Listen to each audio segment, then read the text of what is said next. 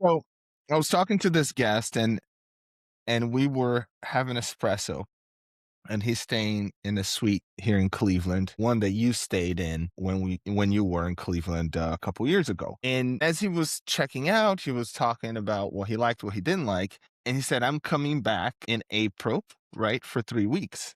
Said, "Oh, would you like the same room, right, the same suite still available, just a regular conversation?" It's like, no, the other house you have across the street, which has a more communal space, a larger dining room that he can set up his laptop and work because he's a remote worker. I think he works in health services. So, his clients are remote, whatever.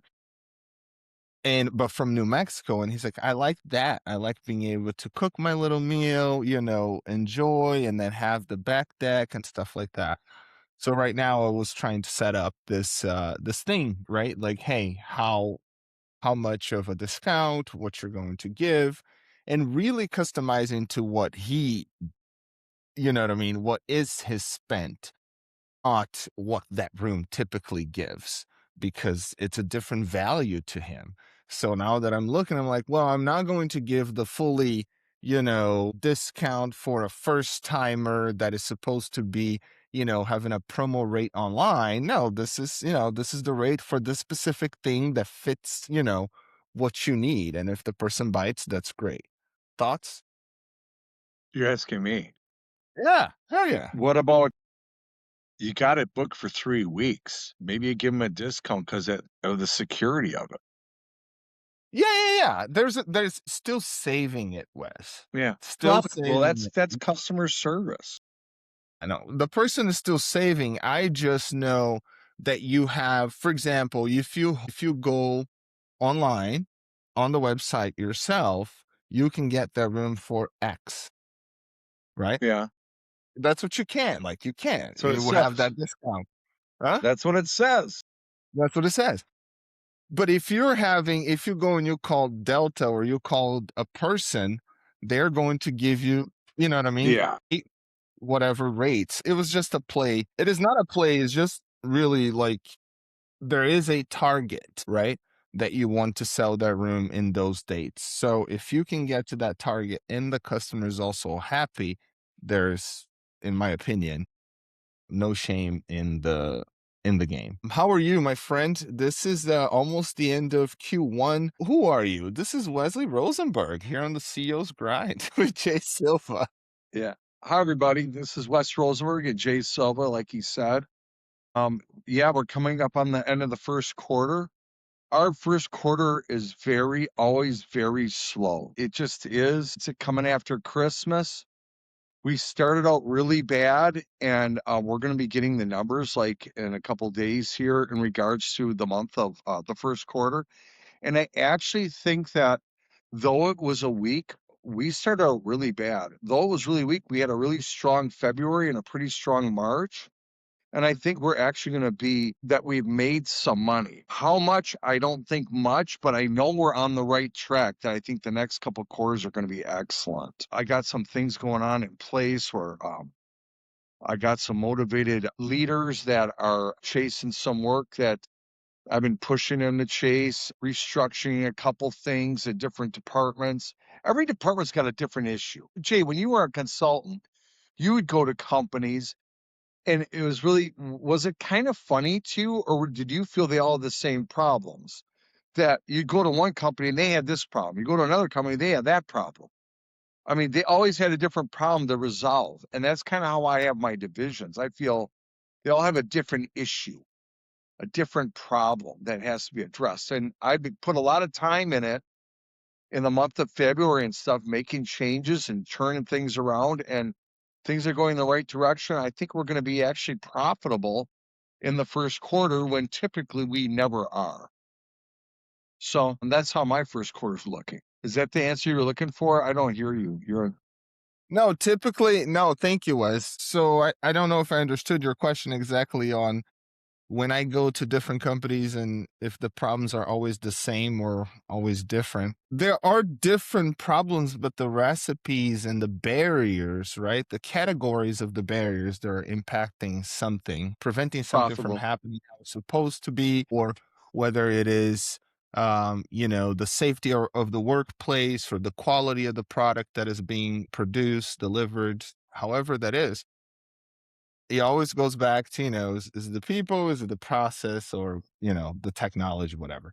So you just always get back to that is the difference on arriving at your solution sooner rather than later is on the resolve of the people involved in solving the problem, as if everyone in the whole sort of chain of things feels that they have a voice, that they can express what they're seeing, that they're empowered to solve, their incentives to what to what they're doing actually match. So they are working close to optimal, right? Close to full capacity in a way that is rewarding but doesn't put them in danger. So at the end of the day is, do you have a team that it's curious enough and you have a process that allows your team to communicate the issues and feel that they are accountable to solve the issues, and you have something that helps sort of encourage folks that don't have the skills to solve issues to gain those skills? That's what's similar about the problems, whether you're in plumbing, whether you are in a dentist office, whether you're doing hospitality on short-term rentals. Everyone that is working within that platform, do they feel they have a voice? Do they feel they can be transparent towards the same goal?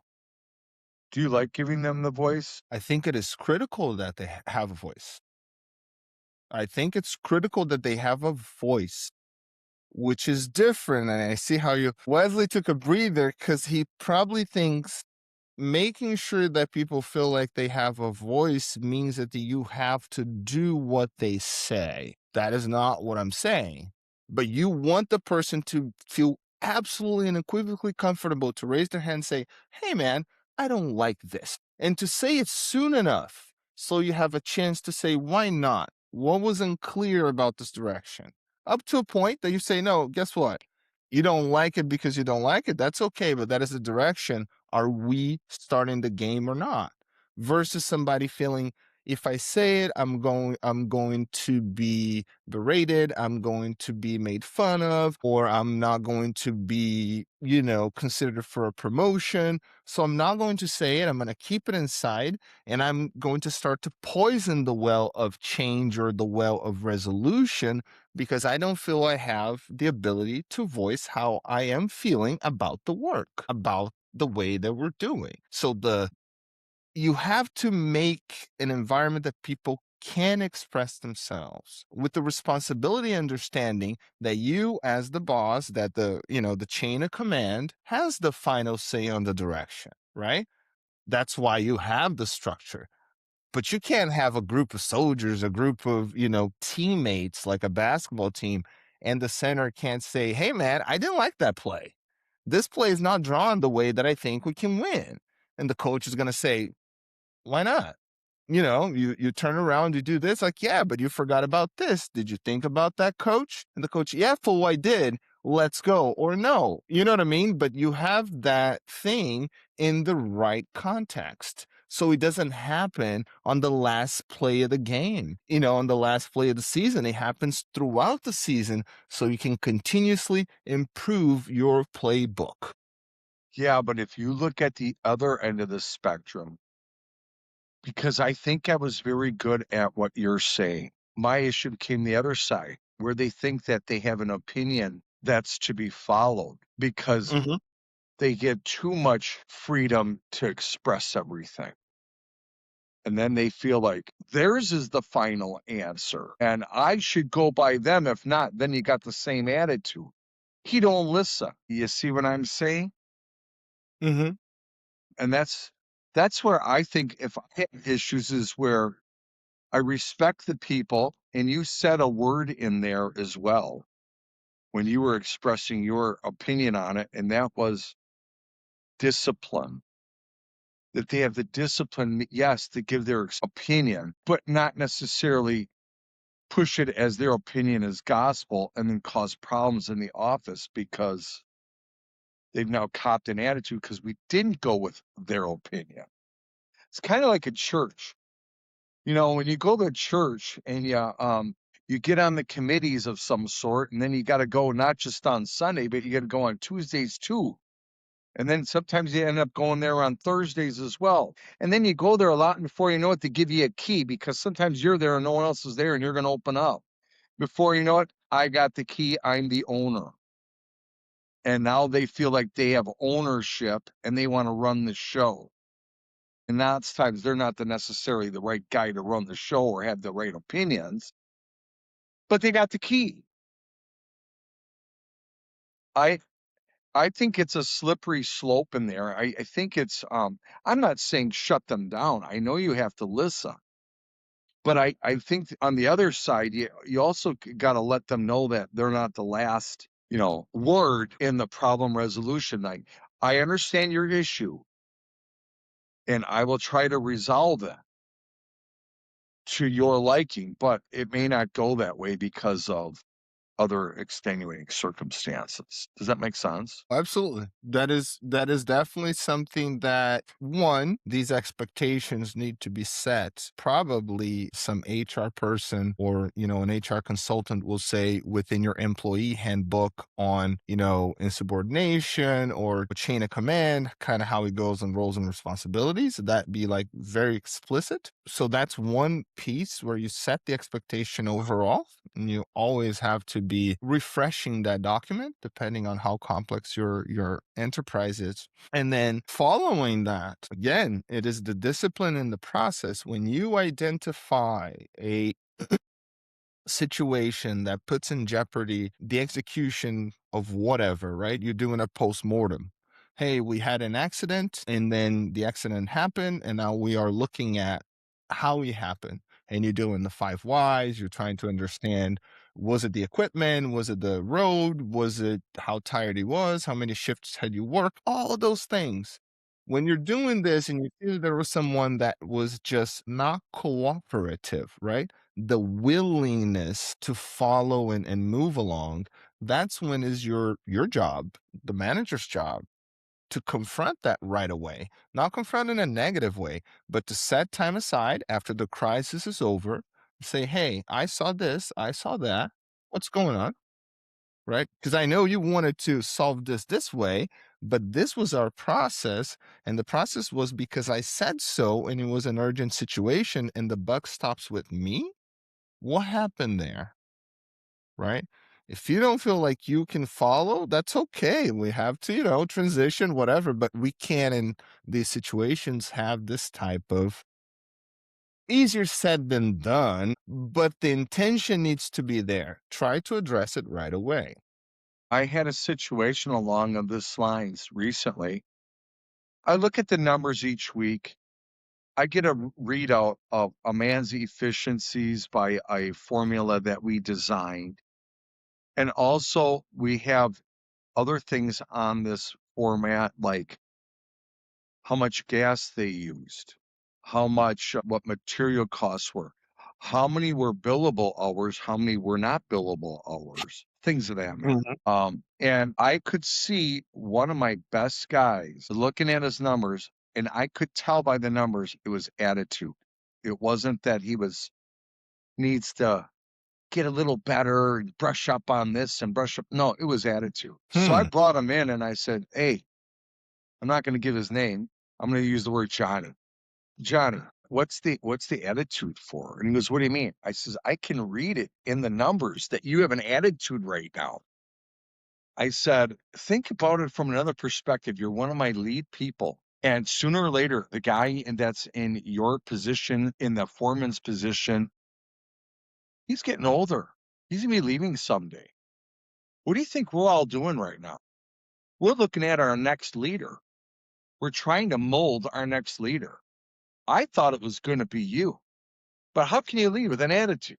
You got to set the example, and if there's something going on at home, let's talk it out. If there's something going on here, let's talk it out. But attitude is not going to advance your career at all. And I need you to be the example for everybody else. And I actually think it helped. I started seeing the numbers. They did get better, but they were not perfect.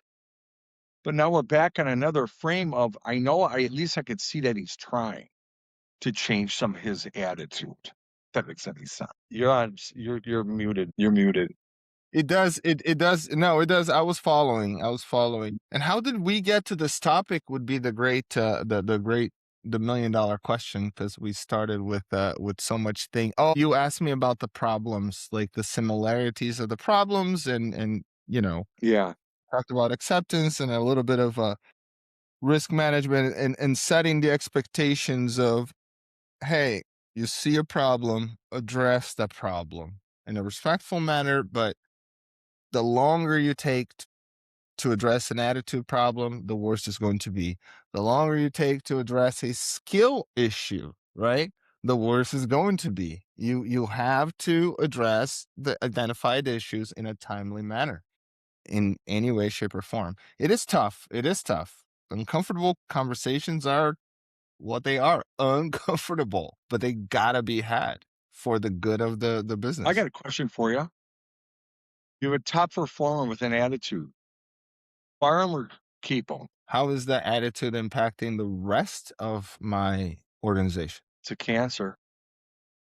It is a It's cancer? going to be a cancer. Attitude is always going to be a cancer. No, that's what you're Bad saying. attitudes. No, no. How can you say that? Because How can he, you say how that? can How I can you say it? say that? I can say that because I experience it. That's how I can say it. But the thing is, if you have a bad attitude, Huh? it's slowly going to be greased off onto others. It will. It will. I don't care how you slice it. Top performer, bad attitude. Keep them or let them go. I think I will keep him and put him on a performance improvement plan, and give him time to try to adjust. I definitely will give him enough chance, as much as anybody else would receive. That's all I can tell you. That's all I can tell you. Right? The amount of investment for me, right? Because an attitude comes from the willingness of the individual, right? Attitude is a inert internal thing. The person can curb in certain situations, right? There's a lot of people with attitude that their grandkids come along, right? The most annoying guys that you have, your most aggressive, foul-mouthed guys that work for you, that have grandkids, their granddaughters walk in, do they not just transition into a different human being? A completely different attitude, even if it's their pet. So attitude can be adjusted if the motivation and understanding is there. Many times you have somebody that has bad attitude because, one, it was never curbed before. Two, expectations were not set. So a cancer can be treated. I'm not going to just, you said it's a top performer. You say you're not going to give the person a chance? Come on now. You've given more chances to less. I remember that. I have. And I have learned. And I have learned, cut the rope. I actually did this. I took a top performer 3 months ago, came up with that attitude. We got rid of him immediately. 2 months later, I had a situation where he would actually be the right fit for this job. Contacted him. Hey, how's it going? Just shooting the shit with him. And he was struggling. He made an attitude change on his own. He came back with fire in his eyes, and he's doing phenomenal for us. I didn't want to bring him back, but the foreman of that department did, and it actually made the right decision. But it was the right decision to get rid of him, too. That's what I'm going to say. And he had an attitude at the time, and he was becoming a cancer to the rest of the company. You're on mute again. No, I usually am on mute on purpose to avoid Okay. the echo. So any interesting updates? I know there were some things, that trips and work trips. There was franchise trips. You have the franchise kind of sewer thing going on, and I think the last episodes that we talked about, you were being super effective on getting that first lead and qualifying those leads, and then you were feeling like, I'm struggling to close them. So, yes, or I was getting leads, but I wasn't qualifying them. They weren't qualifying, and then I was having a very strong, insecure feeling on closing them. Now, I'm a salesman and I sell all the time, and I do a pretty good job. The problem is that I don't know, man. I got a little block in my head or something, and this is a harder sale for me in my head. And the reason why is because, if I sell you a furnace for a couple $1,000s, you're going to stew on it and I can still make it happen. You're going to buy a house. It's another delayed response, but you're going to stew on it and make a decision. I'm asking people to make a decision to change their lifestyle and give me money to start. It's a big pill to swallow, and it's got to be approached from a different way, a different selling technique than what I'm familiar with. So I'm feeling a little insecure right now. So at the moment, I have teamed up with a company to help me campaign that specializes in finding leads for franchises. That's what their claim to fame is. And I'm working Mhm. with another team to help me work on my closing skills and sales skills. And what's really kind of funny? What they're telling me, a lot of it I already know. But like I said, I think it's a mental block in my head where I'm freaking out about it. So, I have a question. questioning What is myself. what is one thing that you already know, Wes, okay, that they're telling you about? That when you say, what is that one thing? First thing that comes to mind. Don't push. Don't Don't push. don't push the sale. Hey, Okay. ask them questions. What are their problems? And then have a resolution for the problem. Don't just push the friend. Hey, I can make you a lot of money. Whatever. And Yeah. don't push the sale. Just educate, have the customer, the client educated so they make a good decision for themselves and they'll eliminate themselves or they'll jump on board. That's where I'm failing. Is I'm being a little too pushy. Jay, All right. change your life today for me, would you please? I want you to No. change it today. No, don't I don't want to hear anymore. Just change it. You see, that's a push and it just doesn't work. Yeah. I am not. Yeah, that's not something I'll be down for. What do you mean? If that's how you're gonna come at me, but I don't think you come that way. You come that do you think you're pushy? No, I'm not setting up the sale to walk him into it. I think I'm not as pushy as I just was with you, but Right. I think if I step back and reflect on how I did talk to this man, I came on too strong. I should have did more educating. I should have did more listening, and finding out why are you looking at franchises? You don't like your job? I'm not finding that out. That's the question I should be asking. Why are you looking at a franchise? What's your position in life? Why are you here today? Why aren't you at work? Why are you looking away from your work when that's what feeds your family right now? And that's the questions I got to ask and then shut my mouth and listen. So then let them speak and let them say, well, my kid wants to get in a private hockey on the private hockey league and it costs so much for the material and I just never have the money to get him in it. And he's growing old. And then I want to send my daughter to a special school and my wife really wants a new house. And well, how much you make? How far does it go? What does your budget look like? And start talking and asking questions and getting the big picture and then helping them resolve their problem instead of just pushing my agenda. Hey, buy a franchise. Does that make sense? Mhm. So I think a lot of it, and like I says, also there's a block in my head where I feel insecure because it's a new venture, you know, but I'm moving forward regardless, though I have fear and insecurity in my soul. I'm still moving forward. That's the courage part where I'm moving forward anyways. I just got to analyze this and break it down and approach these people differently I and got a listen. question. I would some people probably would say that you saying that you are insecure about it, and posting it online is already it's already proof that you're actually pretty secure to share that you are insecure about this process of you, doing that. But now you have been on this path with the franchise for how many months now? I'm gonna say since the end of January, a month and a half, and then I had a vacation in there. Remember? Okay, first of all, January is 3 months ago? Okay, January. Okay, January's 3 months Yeah. ago. At the end Yeah. of January, I went to my first show at the Okay, you're counting from that. Okay, got it. No, no, no. Pause. Talking about at the very beginning when you said Jay, and you actually, I think we were about to start the podcast at first, and you said, I decided I'm going to expand through the franchise. And we had that first meeting with Franchise of America. What's the name?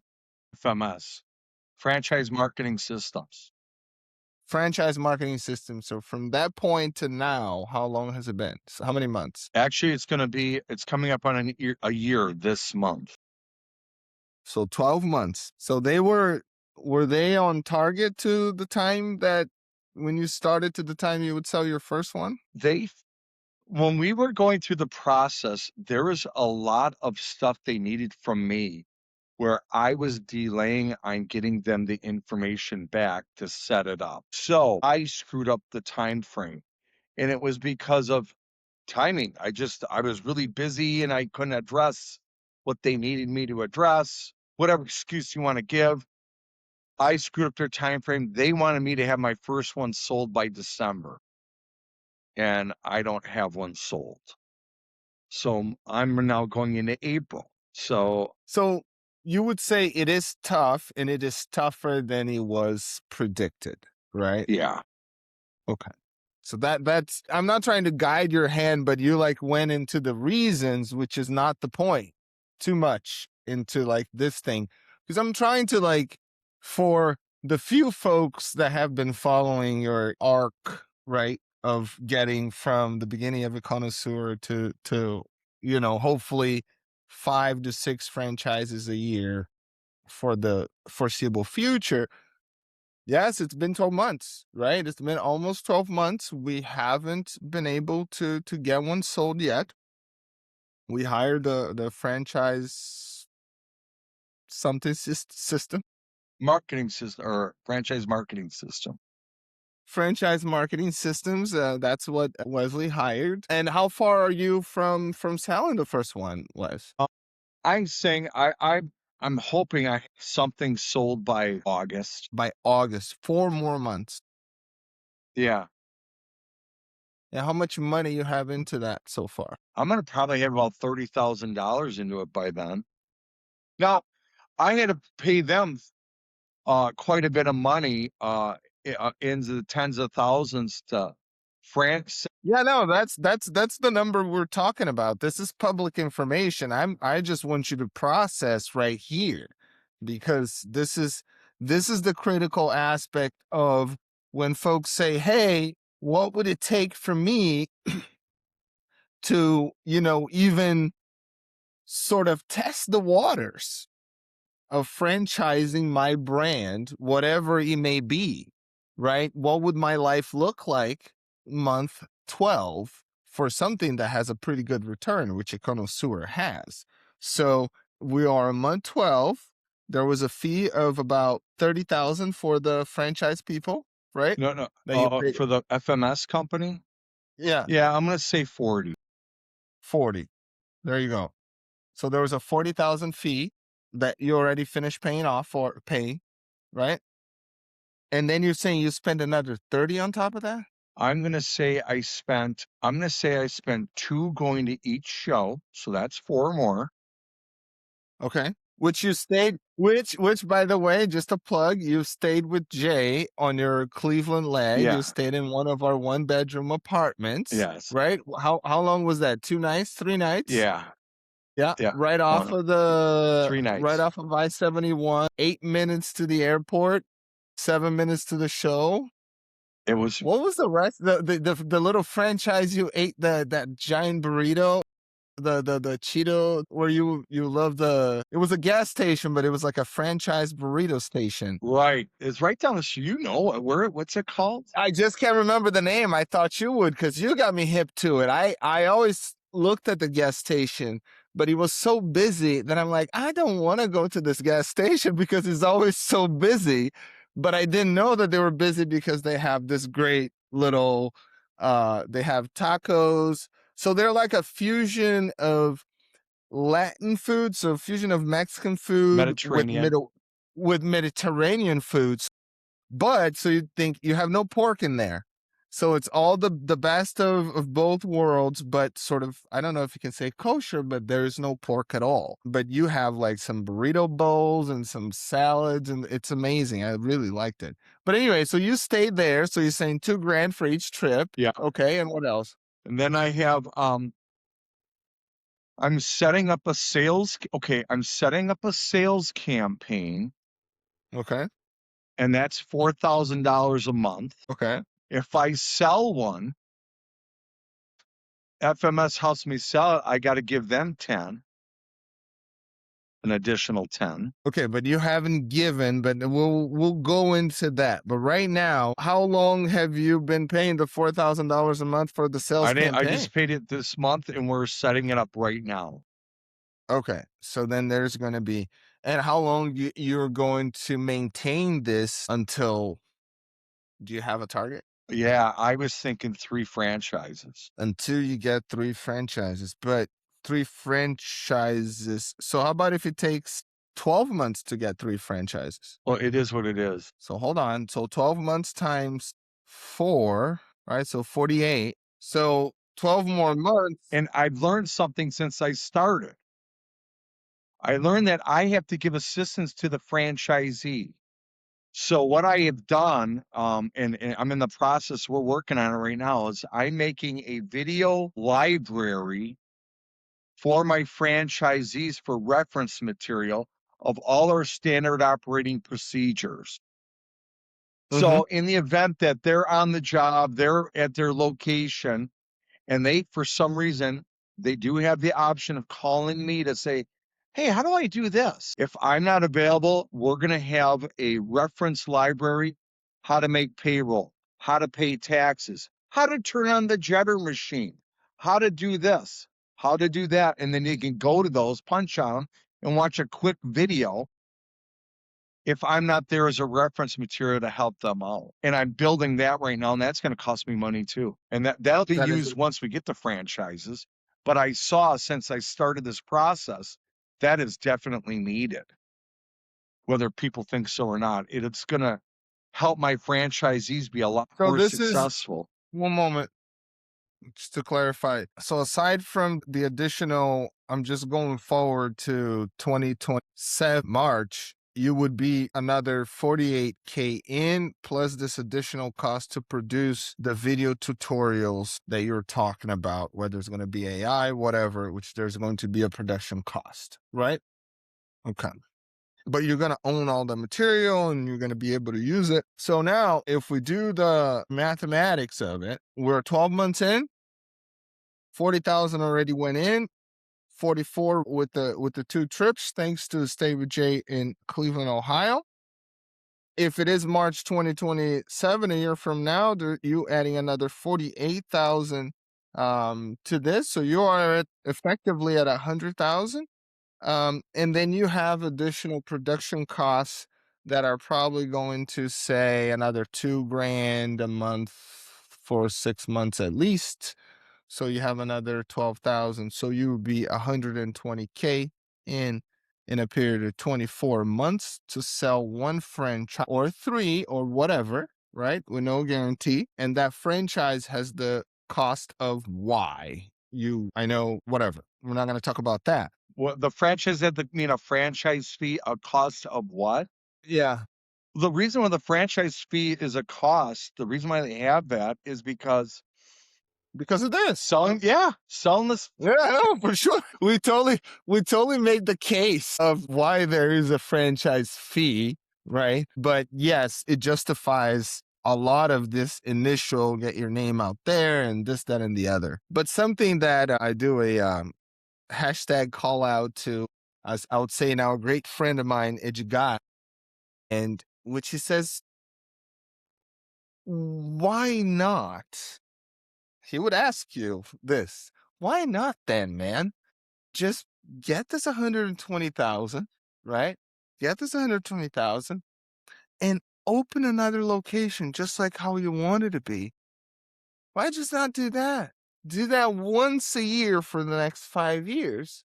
You own them all, then you sell them as a package, right? So that's kinda, you know what I mean? Like, that's what he asked me about the Brazilian thing. He's like, "Why going through all this stuff, right? If you can just," because at the end of the day, and you're doing, we're being witnesses of this, all this happened, you'd be like, "You know what? I'm gonna go, what's the next area I wanna go? I'm gonna go there. I'm gonna look for a piece of land. It's gonna be freaking the perfect Do you one." need an answer for that? Before you answer, do you appreciate the level of curiosity that somebody else would have? Like, that's what the next question comes. Yes, I would like to hear your thoughts of that. This money I'm spending is a one-time spend. Mhm. If I were to do it in that format, I need $120,000 every year to sell one. And this is a one-time spend, and there's a lot more money that goes into this at that location from the franchisee. We didn't get him a truck yet. We didn't get him I didn't buy a truck yet. I didn't buy any equipment. Doesn't have any software. Doesn't have a brick and mortar place. These are things that the franchisee is going to take a loan out for, and then I'm going to show him how to operate that secret recipe with all those tools in place. If I was going to do that, I got $120,000 into this, and then I'd have to buy all those other things. I would have to have about $270 to do this and keep it all in house. So the franchise, I'm trying to grow it with someone else's money, the client or the franchisee, and I'm rewarding them handsomely by giving them a majority of the profit margin or the profits. I'm only taking a small percentage, which would be my royalties. Now, if I sell 10 of these, that small royalty I'm getting off of one franchise is times 10. Now I've won. Now I've made my money back. And then some. Thoughts?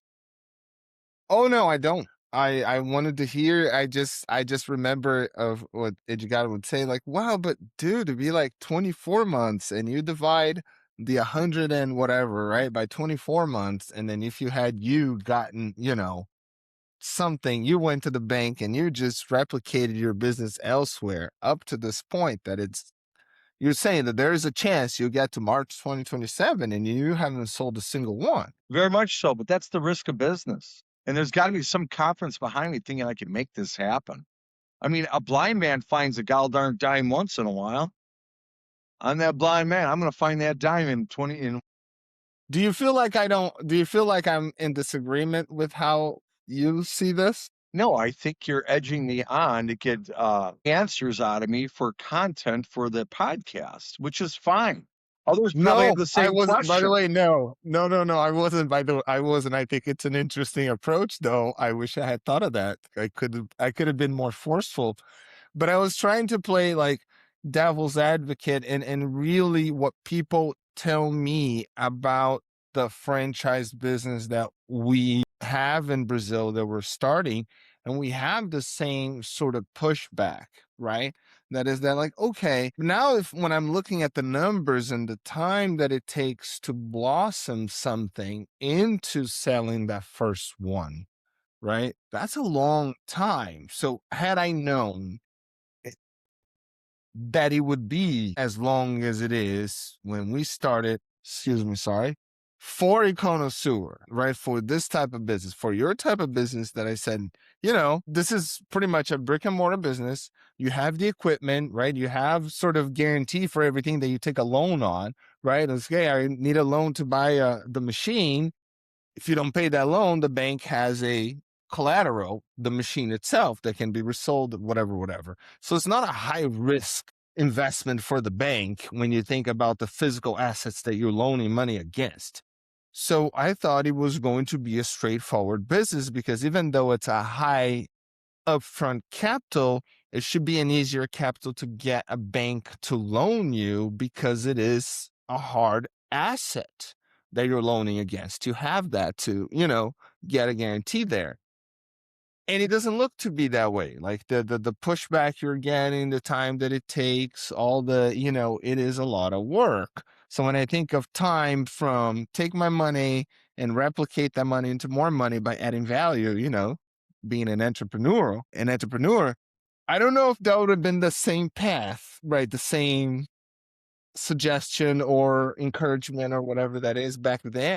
Because I'm like, wow, if you just want to get to this point, maybe going your own way and just making into this sort of level, you might get a private equity firm to give you even more without having all this effort. Okay, let's talk about that. Let's see what time it is though, because I'm a responsible human being now. Now that you took your vacation, my friend, it is 10:01. This let's talk about that is going to be next time. What is that next time, Wes? What are we going to talk about? We're going to talk about this. And we're Outstanding. also going to talk about, I'd like to talk about the difference between the attitude and characteristics of paying by commission or paying by the hour. Wow, that is a great topic. Let's do. So we're going to talk about those two things. Thank you very much, everybody, for watching. Thanks, I am everyone. Jay Silva. Wes Rosenberg, Have a good one. take care. Everyone Did you thinks enjoy that the this? CEO is just Subscribe this for big more and turn luxurious on the position. notification Where no, bell it's a so you position don't of problem miss our solving first at on the highest location level. CEO's That's what a Grind CEO does. Make episode sure that we can this still Sunday. make things happen. Did you Keep enjoy the this? numbers right. Subscribe for Make more a and make a turn on the profit. That's our notification job. bell You so know. you don't miss